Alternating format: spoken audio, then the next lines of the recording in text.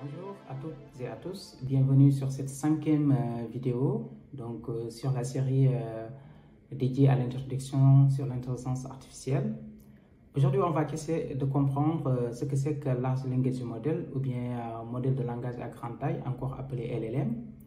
On a vu avec l'application sur la vidéo précédente qu'on a la possibilité avec quelques outils d'IA de faire beaucoup de choses, donc du résumé de texte, de faire de la conversation, etc. Donc, ce qui est utilisé, c'est tout simplement les LLM aujourd'hui. Donc, c'est ce qu'on utilise le plus souvent. Et derrière ces LLM, il y a ce qu'on appelle une architecture qui se cache derrière. Voilà. Et cette architecture, c'est ce qu'on va essayer de comprendre aujourd'hui sur cette séance. On va essayer d'explorer et après l'exploration de l'architecture derrière ces LLM, on va essayer de comprendre de manière très claire une architecture ou bien un modèle particulier qui implémente cette architecture et qui s'appelle GPT. Donc, on va essayer de voir rapidement ce que c'est qu'un LLM. Donc, un LLM, c'est un type avancé de modèle d'intelligence artificielle conçu pour traiter et générer du langage naturel. Donc, ces modèles sont construits sur des architectures de deep learning comme les transformers et sont entraînés sur d'énormes quantités de données textuelles. Donc, l'architecture de base, ici, on le voit rapidement, donc c'est les transformers. On va le voir de manière beaucoup plus détaillée, mais on va comprendre un peu ce qu'on va faire avec un LLM ou bien un modèle de langage de grande taille. Supposons que vous avez une question, donc un texte d'entrée. Donc, cela peut être pour faire du résumé de texte, voilà, une question pour la conversation, etc. Donc, vous avez votre entrée, votre question. Le modèle de langage fait le traitement. Après, il vous propose une sortie, donc peut-être du texte, sa réponse. Et aussi, on peut avoir une autre représentation sur la sortie, donc une représentation numérique. Donc, cette représentation numérique est plus dédiée aux développeurs pour essayer d'adapter le modèle ou bien de l'utiliser dans d'autres contextes. Voilà. Donc, quand on parle de LLM, Large Language Model, le mot large nous revient. Et en termes de large, on peut comprendre tout simplement le nombre de paramètres que ce modèle implémente. Donc, si on prend l'exemple de GPT qui est un LLM, donc on peut voir nettement la différence entre GPT-1 et GPT-4 en termes de nombre de paramètres. Donc, si on prend GPT-1, on a 117 millions de paramètres et pour GPT-4, on est à 1,76 milliards de paramètres. Donc, il y a une très grande différence en termes de nombre de paramètres. Et si vous voyez aussi la figure tout à droite, donc on peut voir la différence en termes de nombre de paramètres entre GPT-3 et GPT-4. Et ici, on voit qu'il y a une très grande différence entre GPT-3 et GPT-4, mais GPT-3 n'est pas à négliger. Donc, c'est 175 milliards de paramètres. Et ces paramètres, on les a vus durant le cours sur le deep learning. C'est ce qu'il faut mettre à jour durant le processus d'apprentissage du modèle et un bon ajustement de ces paramètres permet d'avoir de très bons résultats quand on va utiliser plus tard le modèle. Donc, pour parler de modélisation de langage, on a souvent recours à deux approches. Donc, on peut le faire en utilisant l'approche masquée, donc qui est à gauche, le Masked Language Modeling, qui consiste à avoir une représentation contextuelle. Donc, l'objectif ici, à partir de masques, donc qui est entouré par des mots à gauche et à droite, le modèle essaie tout simplement de prédire le bon mot, donc en se basant sur les mots à gauche et les mots à droite. Donc ici, il propose du virtuel pour remplacer le masque. Et contrairement pour le Causal Language Modeling, le modèle ne se base pas sur les mots à gauche et à droite en même temps, mais uniquement sur les mots à gauche, c'est-à-dire sur l'information passée.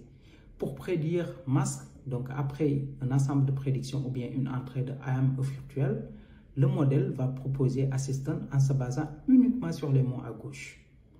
Donc pour le masked, le modèle fait la prédiction en se basant sur le contexte, donc les mots à gauche et à droite. Et pour le causal, le modèle se base uniquement sur les mots à gauche pour faire sa prédiction. En termes de flexibilité, donc on peut utiliser ces modèles dans des tâches vraiment variées, donc tout ce qui est génération de texte, la traduction machine, la création de contenu, l'analyse de sentiments, le résumé de texte, du question answering, etc. Donc, je vais parler ici d'une approche qui est très intéressante qu'on appelle fine-tuning. Donc, si vous avez bien regardé avec GPT, donc là, on s'est rendu compte qu'il y a beaucoup de paramètres à apprendre, donc des milliards et des milliards. Et pour apprendre ces paramètres, il faut avoir assez de ressources. Et ces ressources vont être des données, mais aussi des calculs, des unités de calcul. Et ces unités de calcul pour apprendre des milliards de paramètres n'est pas donné à n'importe qui. Donc, ça peut être très cher. Raison pour laquelle on a recours à une approche qui s'appelle fine-tuning, donc ajustement du modèle. Supposons qu'on a un modèle qui a des milliards de paramètres. La première procédure consiste à pré-entraîner ce modèle sur un jeu de données très large. Donc, c'est ce qu'on appelle le pre-training model. On a pré-entraîné le modèle sur ce jeu de données. Supposons pour faire de la génération, par exemple, pour le causal language modeling, donc pour générer du texte. Après pré-entraînement de ce modèle, le modèle peut être utilisé dans d'autres tâches. Supposons qu'on voudrait faire de la classification de texte, par exemple. On peut utiliser le modèle pré-entraîné. On prend un jeu de données très limité comparé au grand jeu de données de pré-entraînement. Et à partir de là, on peut ajuster le modèle pour qu'il puisse répondre à notre problème. Donc, le pré-entraînement consiste à avoir un modèle qui est générique, donc qui connaît des choses dans des domaines variés, qui n'est pas spécialisé. Et le fine-tuning va spécialiser le modèle dans un domaine bien précis. Et ce qu'on utilise le plus souvent, voilà, quand on n'a pas assez de ressources, c'est la partie fine-tuning, raison pour laquelle j'ai jugé intéressant d'en parler. Donc, vous pouvez prendre un modèle très large sur Internet et puis vous pouvez l'appliquer sur votre domaine. Ça peut être open source ou bien des modèles qui sont payants. Ça dépend du type de modèle que vous allez utiliser. Et l'architecture de base derrière ces LLM, donc je l'avais frôlé, donc c'est les transformers. Et voilà l'architecture. Ça a été proposé en 2017 sur l'article Attention is all you need. Et si vous regardez bien, vous voyez, il y a deux parties, la partie encodeur et la partie décodeur. Donc encodeur à gauche et décodeur à droite. Cette architecture a remplacé ce qu'on appelle les réseaux de neurones récurrents, qui avaient beaucoup de problèmes pour la capture d'informations à longue portée, mais aussi la représentation, ou bien pas la représentation, mais l'aspect de parallélisation du calcul. Parce que les réseaux de neurones récurrents, en fait, pour traiter une information à l'instant t, ils doivent se baser sur les informations de 0 jusqu'à t-1. Donc, pour faire la représentation de l'information à l'instant t. Donc, cette approche est difficile à paralléliser. Et si la séquence elle est très longue, c'est-à-dire, supposons que vous voulez traiter des textes avec beaucoup de mots, cela peut être trop compliqué pour capturer en fait l'information qui se trouve tout au début du texte pour représenter l'information au milieu, par exemple, ou bien à la fin du texte. Donc, pour résoudre ce problème, il y a une architecture qui se focalise plus sur ce qu'on appelle le mécanisme d'attention, d'où le nom de Attention is all you need, et qui permet de faire de la parallélisation parce que le mécanisme d'attention implémenté sur cette architecture se focalise plus sur des calculs matriciels, donc plus facile à paralléliser. Le mécanisme d'attention, on peut essayer de comprendre de manière générale ce que cela fait. Donc, c'est un ensemble de concepts qui implémentent ce qu'on appelle Theory, Key et Value. Donc, l'objectif en fait du mécanisme d'attention, c'est de permettre au modèle de se focaliser sur l'information jugée utile. Supposons que vous voulez faire de la classification d'images. Donc, sur la classification d'images, donc sur l'image, il y aura un objet. Donc, on doit classifier, on doit donner une classe à cet objet. Peut-être l'arrière-plan ne serait pas intéressant sur ce type d'application, donc pour la classification de l'image ou bien de l'objet qui se trouve dans l'image. Donc, le mécanisme d'attention vous permet en fait permet au modèle de se focaliser plus sur l'objet. Et sur l'objet, il y aurait des parties qui seraient beaucoup plus intéressantes sur lesquelles le modèle doit se concentrer. Donc, le mécanisme d'attention peut contribuer à lui guider afin de mieux se focaliser en fait sur ces informations. Donc, de manière très générale, c'est ça. Peut-être que j'aurai des vidéos beaucoup plus détaillées pour parler de manière très technique des transformers et des mécanismes d'attention. Mais c'est ce qu'on peut retenir pour le moment sur les transformers qui sont l'architecture de base des LLM et le mécanisme d'attention qui est la partie la plus importante du transformer. Les transformers sont utilisés dans beaucoup de contextes différents. Par exemple, pour faire de la génération de texte uniquement, donc comme des modèles comme GPT, ils utilisent uniquement la partie décodeur du transformer. Il y a des modèles qui se focalisent plus sur la représentation contextuelle comme BERT par exemple, qui exploitent uniquement la partie encodeur. Mais on peut aller au-delà, donc pour des modèles comme T5 par exemple, qui utilisent la partie encodeur et la partie décodeur. Donc pour faire des tâches vraiment variées pour la traduction de texte. Donc par exemple l'anglais vers le français, pour faire de la classification, du question answering ou bien du résumé de texte par exemple. Donc en gros, c'est ce qu'on peut retenir sur les LLM, donc les modèles de langage de grande taille. Et l'architecture qui est derrière ces LLM, c'est les transformers. Et les transformers implémentent un mécanisme qu'on appelle le mécanisme d'attention. Il y a beaucoup de types de mécanismes d'attention aussi, mais ce qui est utilisé sur le papier Attention is all you need, c'est les Scaled.Protect Attention. Donc là, on a parlé de GPT, on a parlé de BERT, on a parlé de T5. On va essayer de se focaliser et de mieux comprendre comment la génération se fait avec GPT, parce que notre objectif, on ne va pas l'oublier, c'est d'aller jusqu'à ChatGPT, et ChatGPT se base sur GPT. Donc ça a été une amélioration ou bien un ajustement de GPT pour la tâche de conversation. Essayons de comprendre GPT c'est quoi. Donc GPT est un modèle autorégressif basé sur les transformers. Donc ça, on le sait déjà. Il utilise la partie décodeur. Et autorégressif, ce mot signifie quoi? C'est tout simplement génère un mot à la fois et chaque mot étant conditionné par les mots précédents. Comme ce qu'on avait vu avec le causal language modeling. Donc ici, on va parler un peu de l'approche de probabilité, mais pas trop technique. Parce qu'en fait, c'est ce que GPT fait, une modélisation de la probabilité jointe. Donc on va prendre les W1 jusqu'à WN qui représentent des mots. Si notre objectif, c'est de faire de la génération de texte, donc un texte est un ensemble de mots, donc GPT va se baser, donc il y a un vocabulaire, un ensemble de mots que GPT connaît. Donc à chaque fois, il va se baser sur les mots précédents. Supposons qu'il génère le mot W1. Donc la probabilité pour générer W1 va être la probabilité max, par exemple, si on utilise l'approche greedy, donc qui prend uniquement le mot qui a la plus grande probabilité. Donc supposons que c'est W1. Après, pour générer le mot W2, GPT va se baser sur W1, donc pour donner W2. Il fait la même chose pour W3, il se base sur W1 et W2. Et pour générer WN, donc il va se baser sur les N-1 premiers mots. Donc ça va être de W1 jusqu'à WN-1 pour générer le mot WN. Donc pour être plus précis, supposons qu'on donne en entrée la météo et on le donne à notre modèle GPT pour qu'il génère un texte qui est cohérent, qui parle de météo.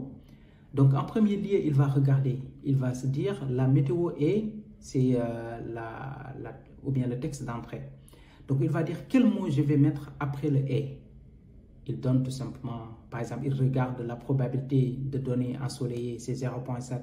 Il fait pluvieuse 0.2, ventée 0.1. Il va se dire, je vais prendre ensoleillé par exemple, parce que j'utilise la méthode Greedy. On peut utiliser d'autres méthodes, mais Greedy favorise en fait la probabilité max. Donc ici, GPT va prendre 0.7 et ça va être ensoleillé. Et il va vous donner la météo et ensoleillé. Il continue la génération. Donc l'autre mot qui vient après ensoleillé, il fait la même chose. Ça doit être quoi? Et il va prendre la probabilité max. Donc ici, à la fin, on peut se retrouver avec la météo et ensoleillé avec une légère prise. Donc génération mot par mot parce que c'est autorégressif. Donc là, on peut voir une petite illustration. Donc recite the first law. On lui donne cette phrase d'entrée. Après, le modèle doit générer un texte qui est cohérent en se basant sur ce qu'on l'a proposé comme entrée, le input. Donc, il génère en premier lieu, il dit qu'est-ce que je dois mettre. E, par exemple, il regarde ça. En entrée, il donne E. Il continue. Après le E, il le met là. Il concatène. Donc, recite the first law E. Il dit qu'est-ce qui doit venir après le E. Il propose robot. Il continue jusqu'à la fin. Donc, à la fin, on aura un ensemble de textes. Donc E, là il propose robot, après il propose may, not, etc. jusqu'à la fin. Donc pour apprendre, donc ajuster les paramètres comme on avait vu sur le cours de Deep Learning, cet ensemble de paramètres.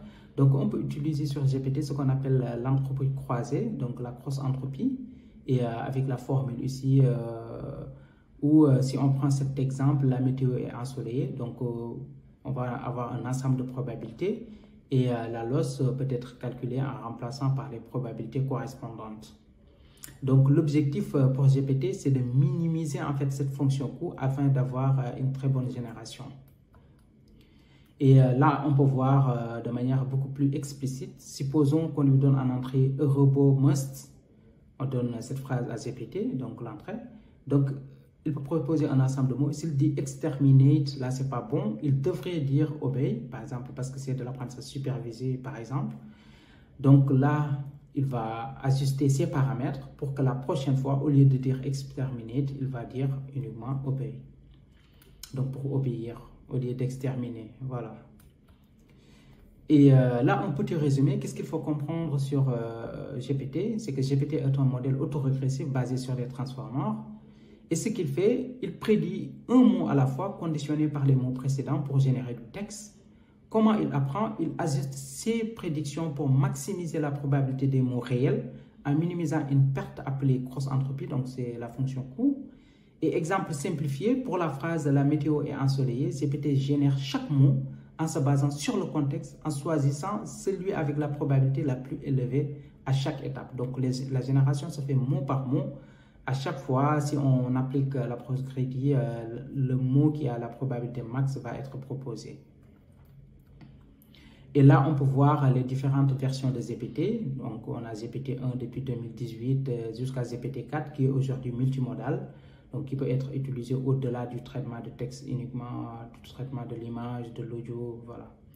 Entre-temps, on a eu GPT-2, GPT-3, donc GPT-3 qui a, avec sa version turbo pour avoir ChatGPT et aujourd'hui ChatGPT qui implémente GPT-4. Donc là aussi, on peut parler de contexte Windows parce que le plus souvent, en fait, si on utilise les LLM, on peut vouloir leur donner beaucoup de texte ou bien que la discussion, en fait, qu'ils puissent relancer. Voilà. Donc, le contexte Windows, c'est quoi? C'est le contexte Windows définit le nombre de tokens. Donc, token, on peut le prendre comme mot ici pour être simple ou bien sous-mot. Mais on va prendre mot que GPT peut traiter en même temps pour générer ou comprendre du texte. Supposons que vous communiquez avec GPT à un certain moment, il doit vous répondre en se basant sur une information qui est passée. Donc, si l'information sort de sa fenêtre de contexte, GPT ne peut pas se souvenir de ça. Et la fenêtre de contexte, c'est-à-dire que GPT a, ça dépend en fait des versions qu'on utilise. Donc, il y a des versions qui peuvent aller entre 1 et 2 pages avec GPT-2 par exemple. Donc, entre 5 et 6 pages comme GPT-3 et GPT-4 qui peut aller entre 10 et 12 pages. Voilà. Et ça dépend vraiment de la version même de GPT-4 que l'on utilise. Mais ce qu'il faut comprendre ici, c'est que quand vous utilisez les LLM, le contexte Windows est très important. Il faut toujours le comprendre. Ça doit se limiter sur quoi? Et surtout pour les développeurs. Parce que si vous envoyez en fait de l'information qui sort du contexte Windows du LLM, cela risque de poser problème parce que le LLM ne peut pas traiter l'ensemble de l'information et il peut y avoir des pertes. Voilà. Donc, c'était tout pour les LLM, mais aussi le cas de GPT, donc qui a conduit à la mise en place de ChatGPT, dont on va voir rapidement la prochaine séance. On va parler rapidement de ChatGPT et après on va passer à la pratique et c'était ça l'objectif. On va faire beaucoup de pratiques, beaucoup d'applications avec ChatGPT pour que tout le monde puisse en bénéficier. Donc c'est ce qu'il faut comprendre sur les LLM, c'est voilà, utilisé aujourd'hui partout, donc des modèles qui sont très larges en termes de nombre de paramètres, mais aussi de jeux de données d'entraînement. Et l'architecture derrière, c'est des transformers. Donc, on a plusieurs utilisations de ces transformers, comme pour la génération avec GPT qui utilise que le décodeur, BERT qui se focalise sur l'encodeur et les modèles comme T5 qui utilisent l'encodeur et le décodeur. Pour le cas de GPT, c'est un modèle autorégressif, donc qui génère un mot à la fois. Et l'objectif, c'est de prendre le mot qui a la plus grande probabilité à chaque fois et afin de maximiser plus tard la probabilité cumulative. Voilà, si on parle de l'approche greedy, cela peut être limité, mais il y a d'autres approches en fait pour avoir une meilleure maximisation. Donc, comme les méthodes SearchBeam par exemple, les méthodes Beamer. Donc c'était tout. La prochaine séance, on va plus se concentrer sur ChatGPT. Voilà, en termes, on va comprendre un peu l'architecture et rapidement, on va aller vers l'application parce que ChatGPT se base uniquement sur GPT. Donc si on a compris GPT, donc on a presque tout compris sur ChatGPT. Donc c'est juste un ajustement pour faire de la conversation, donc être plus fluide sur la conversation. Donc c'était tout pour cette séance et on se dit à bientôt pour l'application et la compréhension de ChatGPT. Merci.